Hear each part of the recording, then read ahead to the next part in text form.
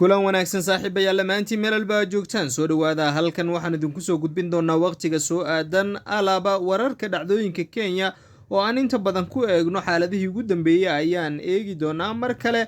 arinta waxa ay markan ka soo cusboonaanaysaa gobolka waqooyi bari dalka Kenya gaar ahaan ismaamulka Wajir oo looga in doorashadiisa dadkii hore uga ahaa madaxda ama markaasi maamulayay lagaga adkaaday doorashadaasi laakiin xilligan dhiilo hor leh ayaa imanaysa oo qaar ka mid ah dadkii laga guuleystay ayaa dacwado waxay ka gudbiyeen barasaabka ismaamulkaasi kursiga haweenka dumarka ee women representative oo lagaga adkaaday Faadumo Geedi Axmed Jiir oo hore u soo noqday xilkana ku guuleystay ayaa isagana dacwad waxa ka gudbiyay Xasan Fuji. doorashada waa ay isku soo dhamaatay xilli hore laakiin dadkan ayaa iyagu u arka in markaasi ay jirto talaabo ay u qaadi karaan dacwad ay markaasi maxkamadda ka geeyaan si dib loo eego iyadoo Faadumo Geedi si gaar ah ugu eedeysay mid ka mid ah xubnaha guddiga IEBC ee ka soo jeeda ismaamulkaasi laguna magacaabo Master Guuliye ama Professor Guuliye ka isagu xitaa doorashadii madaxweynenimada lagu eedeynayay inuu qayb ka ahaa raggii qalalaasaha ama dhaca ka sameeyay intii ay socotay codeynta anirada intii ay socotay tirinta codadka doorashada madaxweynaha taa ugu dambeyn maxkamaddaasi ay sheegtay in cadeymo rasmi ah oo dacwadaasi lagu qaadi karo aysan helin. haddaba waxaa dib loo eegayaa natiijada ka iman karto dacwadaasi ay gudbiyeen xubnahaasi oo kuraasta lagaga adkaaday xilli doorashada madaxweynaha ay dhammaatay. haddana waxaa jirtay in haweeneyda lagu magacaabo Martha Wangare Karwa oo iyadu markaasi la safnayd ninka lagu magacaabo Raila Amolo Odinga in markaasi ay sheegtay inay aadayso maxkamadda East Africa taa oo ay sheegtay in xilligan ay doonayso in si shakhsi ah ay ku aado dacwadaasi isla markaana ay soo dhiciso xaqa dadka Kenyaanka iyo waliba xisbigeeda oo iyagu ay sheegeen in waxa markaasi la sameeyay aysan ahayn wax wanaagsan iyadoo tusaale u soo qaadatay suurtagalnimo inaysan ahayn in doorashada lagaga adkaado xilli ay sheegtay in MCA-yada iyo waliba MB-yada waa xildhibaanada kuwii ugu badnaa ay ka imanayeen xisbiga Azimio la Umoja. haddaba waxay sheegtay in markaasi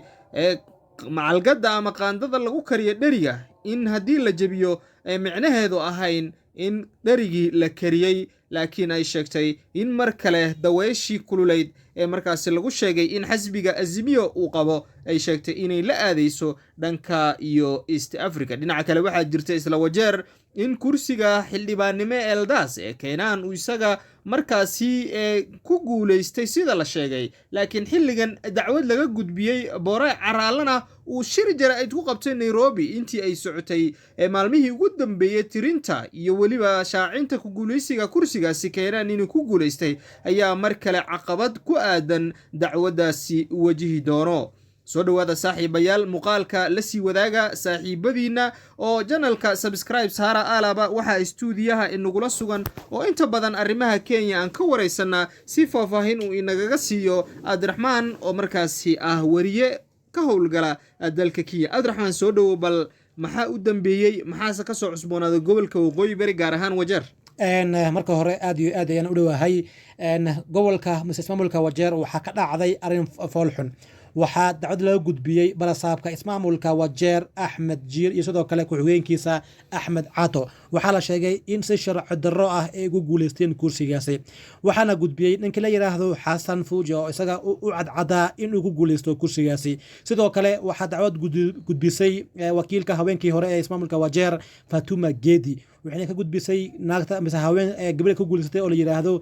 Faadumo Jeexo. Faadumo Jeexo ayaa waxaa la sheegay inay kursigaas ku guuleysatay waxayna heshay in ka badan 30,000 oo cod halka Faadumo Geedi ay heshay 24,000 oo cod balse Faadumo Geedi waxay sheegtay in kursigaasi si sharci darro ah looga guuleystay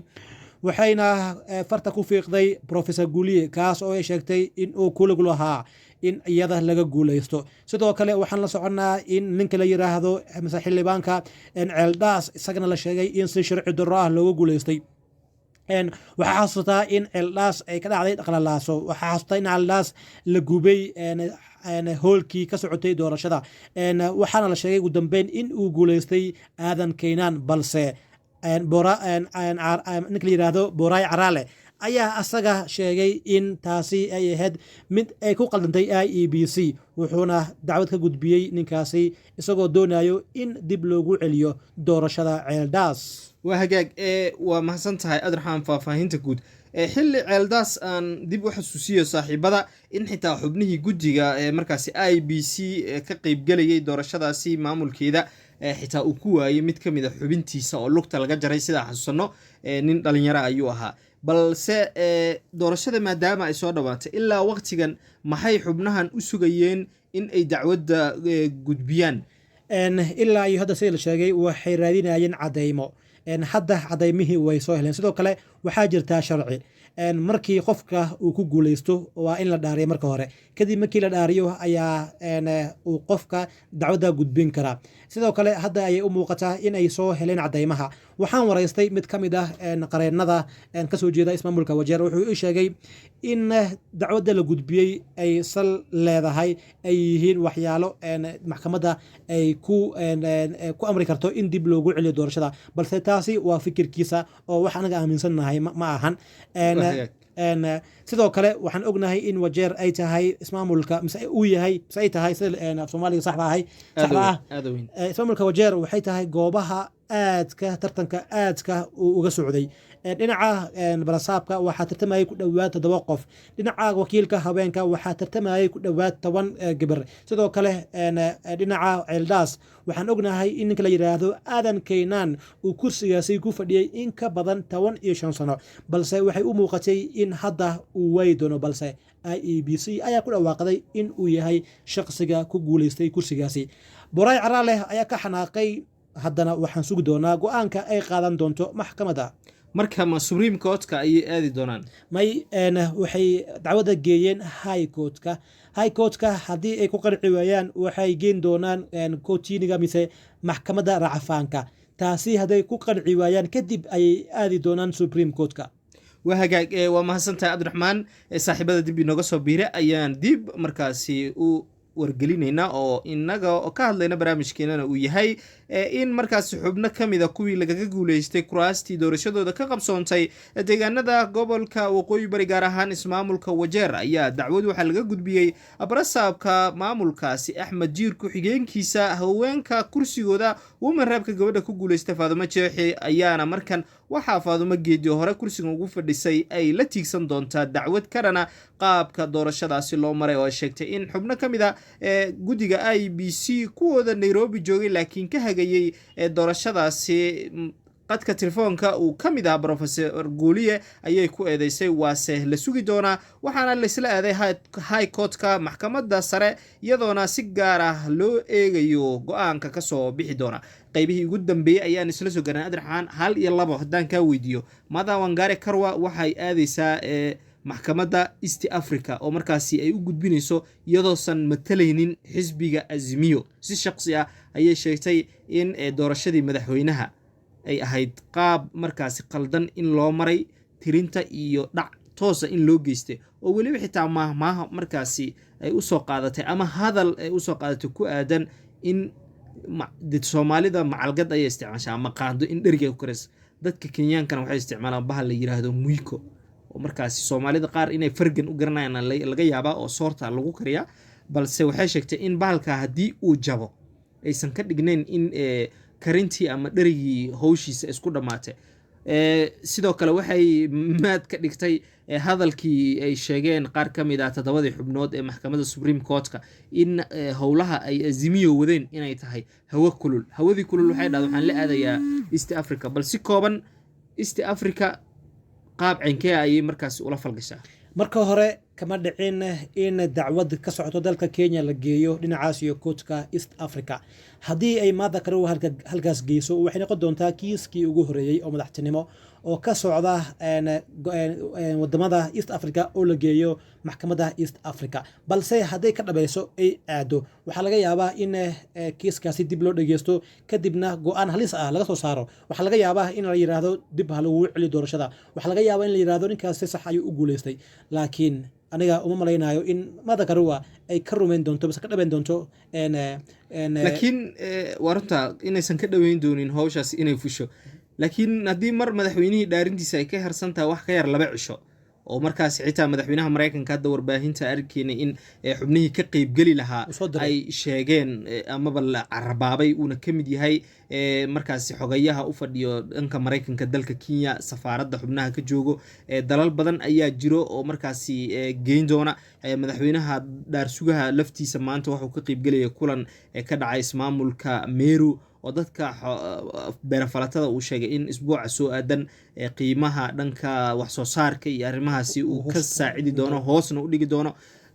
Martha Karua marka arinteeda waxaad leedahay waa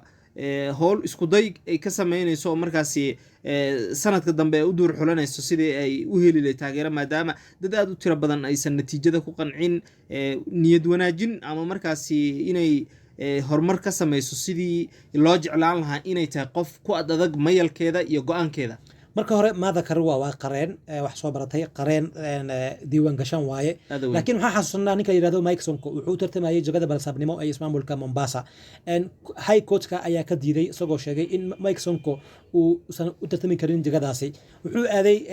court-ka racfaanka halkaasna waa laga diiday kadibna wuxuu aaday Supreme Court-ka halkaasna waxa la sheegay in Mike Sonko uu u tartami karin jagadaasi balse Mike Sonko wuxuu sheegay inuu aadi doono court-ka East Africa markuu xagga tagay doorashada ayaa dhacday marka Martha Karua haday tagto Court of East Africa madaxweynihii waa la dhaariyay maxaa sameynaa marka waa su'aal isweydiin mudan bal waan ka war sugi doonaa qaabka ay markaasi arintaasi noqoto saaxiibayaal intaas ayaan kusoo gabagabeynaynaa barnaamijkeeni gaarka arrimaha Kenya iyo waliba siyaasadda qodobadii ugu dambeeyay inagoo halkan idinku soo gudbin doona hadduu guul la saamaxo dhaarinta iyo waliba dhacdooyinka la xiriira magacaabista golaha wasiirada oo Soomaalidii ugu horeysay ama markaasi Soomaaligii ugu horeeyay xil aad u weyn marka laga reebo ninkii dhinta Allah u naxariistay Yuusuf Maxamed Xaaji oo markaasi soo noqday wasiirka gaashaandhiga ayaa mar kale la filayaa in xilkaasi ay hanan karto Soomaalida Kenya oo Aadan Barre Ducaale iyo xubno kale ay u sharaxan yihiin laakiin horraca la sheegayo in Aadan Barre uu noqon doono waxay u muuqataa in Gaarisa ay u diyaar garoobayso doorasho kale marka laga hadlayo haddii wasiirnimadaasi ay rumowdo aadaweyn waa u mahadsan yahay Cabdiraxmaan updatingka ama markaasi dadka in dib loo xasuusiyo howlahaasi ayuu markaasi aad ugu fiican yahay waana kaga mahadcelinaynaa barnaamijyadana waan sii badin doonaa saaxiibayaal tan iyo kulanti dambe intaan dib ugu kulmeyno warbixin iyo warar kuwan ka duwan sidaayo nabadgelyo